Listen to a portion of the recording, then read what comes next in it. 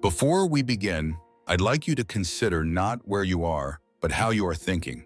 Perhaps you are wrestling with a complex problem, poring over data until the early hours, questioning a fundamental assumption that the rest of the world accepts as truth.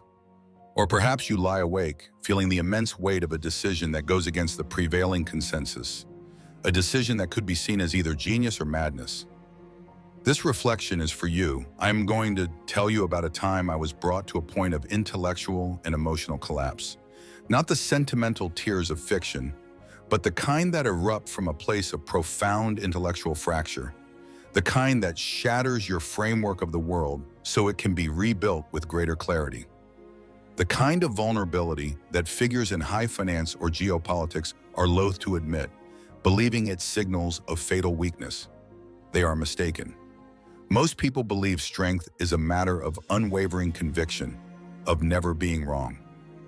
I once held a similar view. As a fund manager, as a speculator, as someone whose entire enterprise was built on having a superior hypothesis, I believed one could not afford to show doubt. You had to be the immovable intellect, the foundation of reason, the one who held the thesis together. I lived by that fallacy for years, and it very nearly led to my ruin. You see, what they don't teach you in economics, what philosophers often overlook, is that attempting to alter markets or influence the course of societies, taking on immense conceptual risks, breaks your mental models. It breaks them completely and without warning.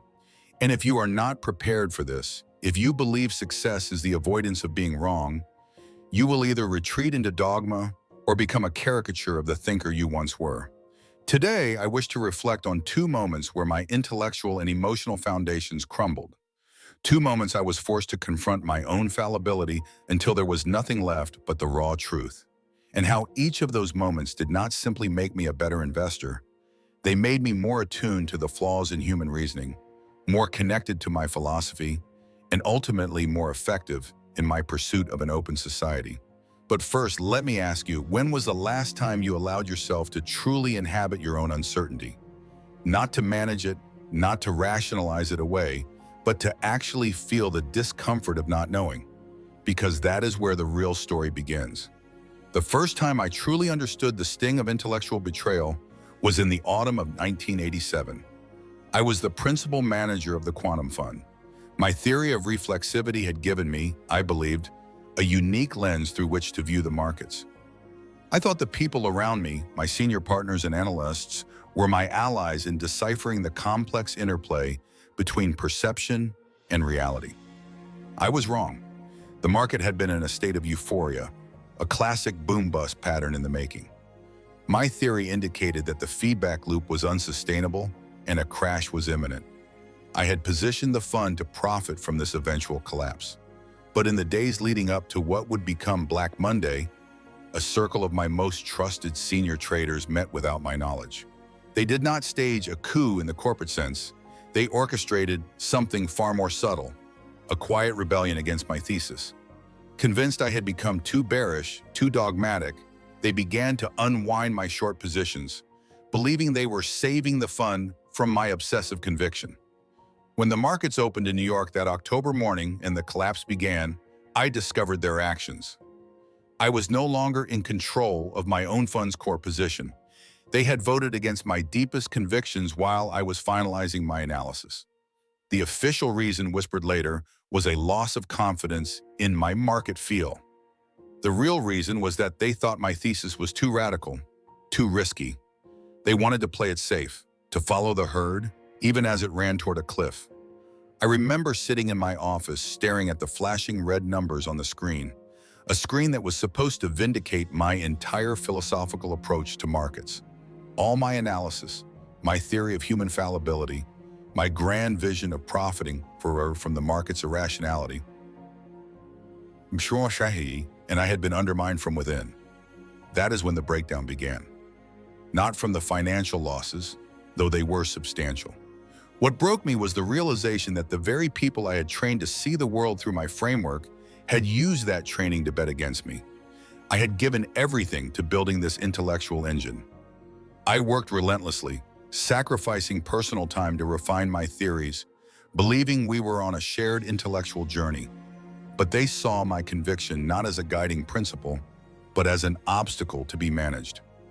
That night, I walked through the empty streets of Manhattan until it dawned, and I wept, not merely from the financial injury, but from the profound confusion. How could I have been so wrong about the conviction of those I thought shared my worldview? How had I missed the signs that they were losing faith in my judgment? But as the sun rose over the East River, something shifted. The tears had cleared away the sting of betrayal and left something else: clarity. I realized their actions were not a reflection of my theory's worth, but a perfect illustration of it. They too were fallible human beings, susceptible to the market's prevailing sentiment. I needed to structure my fund not just around my ideas, but around the reality of human fallibility, including that of my own team. I learned that sometimes the greatest obstacle to a sound thesis is the consensus of even the smartest people in the room. That betrayal hurt, but it also liberated me. It taught me that my theory of reflexivity had to be applied not just to the market, but to my own organization. It freed me to think beyond mere financial speculation and towards how these same principles of fallibility and feedback loops govern societies, which led directly to the formation of the Open Society Foundations. The second time was different. This wasn't about betrayal, it was about a complete public failure of my own making. The year was 1992. I had staked the entire reputation and capital of my fund on a single colossal bet that the British government could not sustain the pound sterling's valuation within the European exchange rate mechanism. It was a trade against the Bank of England itself. Let me paint you a picture of how precarious things were. I had built a short position of over 10 billion against the pound. The entire financial world was watching. If I was wrong, the quantum fund would not just suffer a loss, it would be obliterated. My name would become a cautionary tale. The media was already sharpening its knives, portraying me as an arrogant speculator taking on a sovereign nation. Every economic indicator, every political statement from London was a direct assault on my position. Meanwhile, my own internal conviction was being tested. To maintain such a massive position required borrowing on an unprecedented scale. My prime brokers were nervous. My investors were calling, their voices tight with anxiety. The first day the Bank of England intervened to prop up the pound, we suffered a paper loss in the hundreds of millions. You tell yourself it's part of the process. The second day of intervention, you start to question your fundamental analysis. By the third day, as the full might of a nation-state is deployed against your thesis, that's when the obituaries were written. I was in my office late one night, staring at the currency charts, seeing my own financial mortality flicker in the movement of a single tick. The pound had edged slightly stronger, but slightly stronger doesn't win you a currency war. Slightly stronger doesn't break a government's resolve. Slightly stronger doesn't cover the immense cost of carry for a multi-billion-dollar position. My analysis, my entire intellectual framework, the lifeblood of my fund, was being scattered across global markets in tiny, devastating ticks. The financial numbers were brutal. We had enough capital for perhaps one more major push from the market, one more defense by the central bank. If my thesis didn't break the peg then, the quantum fund was finished. And without the credibility of my fund, my entire philosophy of reflexivity would be dismissed as the ravings of a failed speculator. But the numbers weren't even the worst part. The worst part was the intellectual doubt. All those brilliant I had assembled, analysts who had left secure positions at established banks to pursue a more philosophical approach to markets. All those traders who worked punishing hours, not for the salaries, which were modest by industry standards, but because they believed in our mission to decode the market's madness. Was I failing them? Was I proving every critic right? That I was just an arrogant gambler who got lucky once and had deluded himself into thinking he could outsmart the central banks of the world? The financial press certainly thought so. Every day brought new columns about my hubris, how I was in over my head, how I should stick to equities instead of trying to bend the arc of geopolitical finance. My personal life was suffering under the strain. The stress was clouding my thinking, my health, my ability to remain detached. I was losing sleep, losing confidence in my own framework. That's when it hit me. Not just the specter of financial ruin, but the existential doubt. What if they were right? What if this was all just ego? A philosopher's crisis played out on the global stage. I put my head in my hands and I wept. Not for the money. Money is a means, not an end. I wept for the possibility that my entire theory of reflexivity, my core understanding of how human perception shapes reality, was fundamentally flawed. That closed dogmatic systems might indeed triumph over open, critical inquiry. I wept for all the people who had believed in my vision, who had bet their intellectual careers on my ability to execute on this impossible thesis. I wept for the idea that perhaps the world was not governed by feedback loops of perception and reality, but by brute, irrational force that my philosophy could never account for. But here is what saved me. I did not face this intellectual crisis alone. Stanley Druckenmiller, my chief strategist, found me there. Stan, who had left a celebrated career to join me when my ideas were still considered fringe. Stan, who had believed in the theory from the beginning and never wavered. Even as the Bank of England's entire arsenal was aimed at us, he didn't say a word about my state. He didn't offer false optimism. He just sat down, looked at the chaos on the screens, and said, "What does the theory tell us to do next?" That simple question changed everything. Not, "Do you still believe the theory?" or "Do you think we can win?" Just, "What does the theory tell us to do next?" It assumed the framework was sound. It assumed this market pressure was merely data, not a verdict. It assumed that this moment of emotional collapse was part of the intellectual process, not the end of it. It was a call back to first principles. That's when I learned something crucial about intellectual strength. It's not about never doubting your ideas. It's about the people you surround yourself with who can call you back to your core principles when you begin to doubt them yourself. It's about adding to your position one more time than you think you can bear. We had the resources for one final push. Black Wednesday, September 16th, 1992. Everything depended on it. If the pound didn't break, my fund was insolvent. I would go from being a successful, if eccentric, fund manager to a historical footnote, personally liable for catastrophic losses. But instead of being paralyzed by that pressure, something shifted. The emotional catharsis had cleared out the fear, the ego, the noise. What was left was pure, ice-cold clarity from the theory. We weren't just shorting a currency, we were testing the fundamental contradictions of a flawed political economic system. We were either going to prove that markets ultimately cannot be dictated to by political dogma, or we were going to fail in a way that would offer a profound lesson to the next generation of thinkers. The team felt it too. There was no panic, only a singular focus. We leveraged every remaining asset to increase the size of our short position, to make it so immense that the Bank of England's defenses would crack. And then, it happened. The newswires lit up. The British government, after spending billions, had failed to prop up the pound. They were withdrawing from the exchange rate mechanism. The peg was broken. The trading floor erupted. People were shouting, shaking, some even crying with relief. We had done it. After staring into the abyss, after risking absolute ruin, after being branded as reckless gamblers, we had been vindicated. But more than that, we had proven something fundamental. Sometimes you must be willing to risk everything on a single powerful idea. That success cemented the fund's legacy and my own. But more importantly, I learned that sometimes you have to face total intellectual annihilation to discover what your convictions are truly made of. And I learned that weeping is not the opposite of rationality. It's the reset button that allows you to access a deeper, more profound level of reason. The most recent time was harder to explain. It wasn't about betrayal or the risk of failure. It was about overwhelming success mixed with the immense weight of what comes next. The year was 1989. The Berlin Wall had fallen.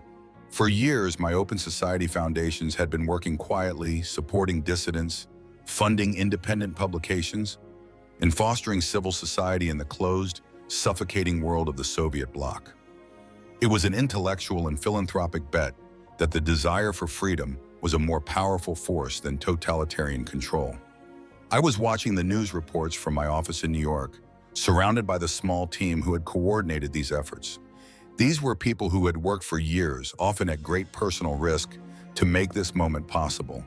Most of them were academics, exiles, and activists who had chosen to work on this philosophical project not because it was profitable or glamorous, but because they believed in the moral necessity of an open society. But because they believed in the moral and intellectual necessity of an open society. When the first images of Germans crossing freely through the Brandenburg Gate were broadcast, our small office erupted. People were hugging, crying, screaming with a joy that was decades in the making. Academics and activists who had spent their lives in the shadow of totalitarianism were finally seeing their life's work vindicated in the most powerful way imaginable. And suddenly I was crying too. But these were different tears. They were not tears of relief or simple victory. They were tears of profound realization. We had actually done it. This impossible thing that academics and politicians said could never happen in our lifetimes. The peaceful crumbling of a seemingly monolithic empire. We had played a part in helping free millions from a closed system. But deeper than that, I was crying because I finally understood something about purpose that had taken me 60 years to learn. Every failed thesis, every market loss, every moment of intellectual doubt, every dollar invested in a dissident journal, every relationship strained by my obsessive focus, it had all been leading to this. Not just for me, but for everyone in that room. For everyone who had ever read Popper and wondered if an open society could truly triumph. Those people weren't just funding pamphlets and seminars. They were building the foundations for a new European consciousness. They were making it possible for closed societies to open, and they had trusted my philosophy and my capital to help them do it. But as I watched the jubilant crowds chipping away at the wall, I felt something else. The crushing weight of what comes next. Because helping to dismantle a totalitarian regime, as monumental as it was, is just the beginning. Nurturing a true open society is 100 times harder. Creating the institutions, the rule of law, and the habits of critical thought that prevent a society from sliding back into tribalism or authoritarianism is 1,000 times harder. And if we were going to do this, if we were really going to give this ideal a chance, we could not stop here. I cried because I was grateful. I cried because I was proud. But I also cried because I realized this success meant the work could not slow down. It meant more pressure, more responsibility, more impossibly complex social and political challenges. When you're fighting to prove an idea is possible, you can tell yourself that just proving it is enough, but when you actually succeed, you realize that was just the opening act. Now you have to help build. Now you have to help sustain. Now you have to confront the messy, unpredictable reality of freedom. I looked around that room at all those brilliant, exhausted, euphoric people and thought, they are counting on me to help figure out how to keep these societies open. The world is counting on us, and if we fail, if these nascent democracies collapse, it might be generations before anyone gets another chance. That's when the tears really started. Not tears of joy, but tears of overwhelming responsibility. But here's what I've learned about that kind of emotional catharsis, the kind that comes from success rather than failure. It's your intellectual framework recalibrating to a new, more complex reality. It's your nervous system processing the gap between the world that was and the world that is, and preparing you for the gap between the world that is and the world that ought to be. Those tears weren't weakness. They were clarity. They were my mind's way of saying, this is real now. This is your life's work now. These principles are depending on you now. Do not misread the board. That's when I realized that the strongest thinkers aren't the ones who never feel doubt. They're the ones who allow events to break them and then use that emotional clarity to build a more robust hypothesis. Here is what I want you to understand. Your intellectual pain isn't your weakness, it's your raw material. Every time my framework broke, it led to a breakthrough. Not immediately, sometimes it took years, but the pattern is undeniable. The moments that broke my assumptions were the moments that let a deeper understanding flow in. When I was intellectually betrayed in 1987, I learned that fallibility is a constant, even within your own trusted circle, and that redirection is sometimes necessary to find a larger purpose beyond the markets. When I risked everything against the Bank of England in '92, I learned that persistence isn't just staying in a trade, it's continuing with a precise application of your core thesis, even under extreme pressure. When the Berlin Wall fell, I learned that the impossible is often just a dogma that has not yet been rigorously tested. But when you break it down to its first principles, when you are willing to accept many small defeats along the way, most impossibly closed systems turn out to be just incredibly brittle. Each time I was brought to my emotional limit, I wasn't just releasing stress, I was clearing space for the next level of my own understanding. Most people flee from the pain of being wrong.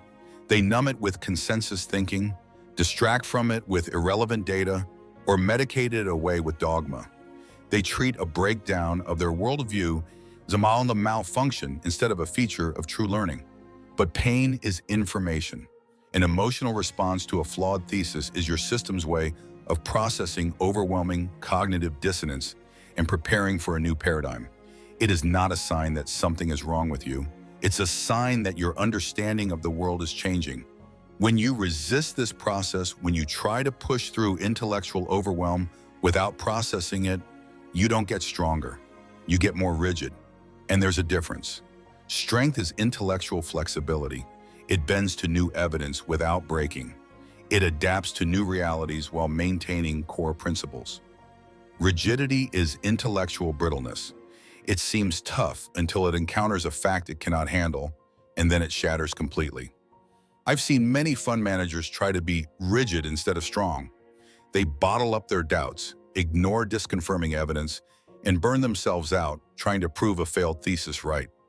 Some succeed for a while, but most either blow up their funds or become people who can no longer think critically. The ones who last, the ones who build things that matter over decades, have learned how to be strong. They've learned that confronting their own fallibility isn't the opposite of conviction. It is the essential maintenance that keeps conviction sustainable. Let me share something about this from a scientific perspective. When you have a strong emotional reaction, your body is engaged in a process that goes far beyond simple logic. Emotional tears, as researchers like Dr. William Frey have found, literally purge stress hormones. When you experience that catharsis, you are not just expressing an idea. You are physically and neurologically detoxifying. This isn't mysticism. This is neuroscience. Your brain has evolved this process as a way to reset itself after overwhelming cognitive input. When you skip that reset, you are operating with a mind that is running on corrupted data and unconscious biases. I have learned this the hard way. The times in my life when I tried to be purely rational about emotionally charged situations, I made my worst decisions. My judgment was compromised not by the emotions themselves, but by my attempt to ignore them. I clung to failing theses, misallocated capital, and wasted years on philanthropic strategies that felt logically sound but were in fact responses to my own unexamined biases. But when I allowed myself to feel the full weight of my intellectual fallibility, when I allowed the emotional catharsis to run its course, I could think clearly again. I could see the flaws in my own arguments. I could make decisions based on reality as it was, not on my fear of being wrong. This is why emotional intelligence isn't separate from financial acumen or philosophical rigor. They are all part of the same system of judgment. If you are not processing your own cognitive and emotional biases effectively, you are not thinking effectively. Period. The hidden cost of intellectual suppression. Here is something they don't teach you at the London School of Economics. Suppressing the emotional component of your thinking doesn't make it disappear. It simply goes underground, where it influences your decisions in ways you cannot perceive. When I was trying to be the purely rational actor who never let emotion affect a market position, I actually made more emotional decisions, not fewer. I just wasn't conscious of them. I would hold a losing position because exiting would be an admission of a flawed thesis I was emotionally attached to. I would avoid challenging a colleague's flawed idea because the ensuing debate would be uncomfortable, not because it wasn't necessary. I would pursue strategies that felt intellectually safe instead of the contrarian strategies that were correct. The irony is that by attempting to keep emotion out of my analysis, I was letting unexamined biases run the entire fund. But when I began to acknowledge my emotional state, my fear, my greed, my attachment to a particular outcome, and process it fully before making a decision, my judgment improved dramatically. I could assess risk more accurately and make decisions based on my core theory of reflexivity, not on unconscious sentiment. This applies to organizations too. The funds with the healthiest cultures are not the ones where no one ever feels the stress of the market.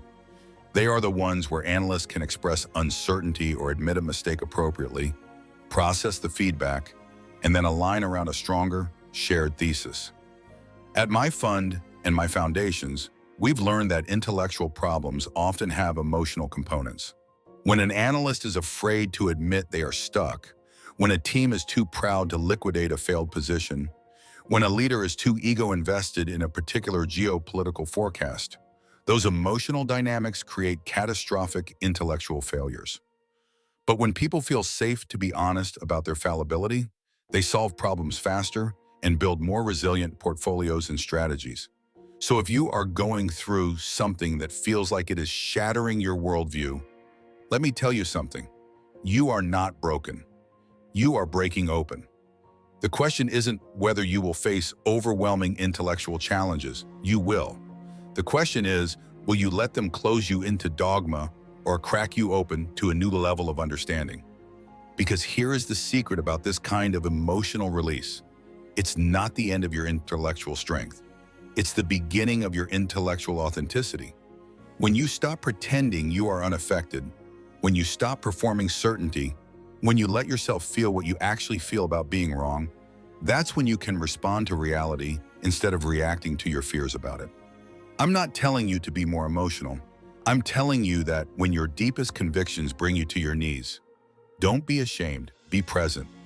Let the cognitive dissonance move through you completely. Then ask yourself, what is this teaching me about my own fallibility? What new hypothesis is this clearing space for? Your emotional response isn't a sign that you're not smart enough for your ambitions. It's a sign that your ideas matter enough to be tested by fire. But here's the crucial part. You have to let the breakdown do its work. You can't rush it. You can't delegate it. You have to sit with the discomfort of a failed thesis until it transforms into wisdom. Most people try to solve their intellectual crises the same way they solve technical problems, by analyzing them, finding a root cause, and implementing a fix. But the market of ideas doesn't work that way. It works more like a weather system. You cannot control it, but you can learn to move with it instead of against it. Practical applications. Here is what this looks like practically. When you feel overwhelmed by a losing position or a failing project, instead of immediately trying to fix it or escape it, ask yourself, what is this dissonance trying to tell me about my initial hypothesis? Sit with that question for at least 10 minutes before taking any action. When you feel the emotional sting of being wrong, let it happen. Don't judge it. Don't rationalize it. Just let the intellectual catharsis take place. Your mind knows what it's doing. When you're facing a major strategic decision while emotional, feel the emotion completely first, then make the decision from a place of clarity. Unprocessed emotions are the enemy of rationality. Processed emotions are a tool for it. When a colleague or protege is struggling with a failure, don't try to fix their thesis for them. Just be present. Sometimes the most powerful thing you can do is witness someone else's intellectual pain without trying to change it. And when you're building something important, a fund, a foundation, a theory, remember that the resistance you feel isn't necessarily a sign you're wrong. It might be a sign you're challenging a dogma that matters enough to be scary. Building intellectual resilience. The goal isn't to become someone whose worldview never breaks. The goal is to become someone who breaks down well. Someone who can process intense cognitive dissonance without making destructive decisions. Someone who can use emotional clarity as a competitive advantage. This requires practice. Just like physical fitness, intellectual resilience is built over time through consistent habits. I've developed a few practices. Every morning, I check in with my own biases before I check the markets. How am I feeling today, fearful or greedy? What narrative am I carrying from yesterday? What am I predisposed to believe? Just acknowledging these inputs reduces their unconscious influence. When I feel strong emotions during the trading day, I take reset breaks. 5 minutes of complete stillness, away from the screens, where I let myself feel whatever is there without judgment. Usually that's enough to process it and move forward with a clear thesis. At the end of difficult days, I do an intellectual debrief with myself. What was the most challenging assault on my thesis today? Where did I act out of conviction versus emotion? What intellectual baggage do I need to release before tomorrow? This prevents biases from accumulating. And regularly, perhaps once a month, I take a longer period for deeper processing. Half a day alone with no agenda, except to think and feel whatever needs to be processed. This is when the bigger insights come, when the long-term patterns become clear, and when real intellectual breakthroughs happen. This is when the bigger insights come, when the long-term patterns become clear, when real philosophical breakthroughs happen. These aren't luxuries. They're essential maintenance for anyone trying to operate with clarity in a world of profound uncertainty over long periods. The ultimate truth is this: the last time I was brought to a point of collapse, I wasn't just releasing the pain of a flawed thesis. I was making room for a new, more robust one. Every moment of intellectual anguish I have endured has been an investment in clarity, and that clarity has been the foundation for everything I have been able to build since.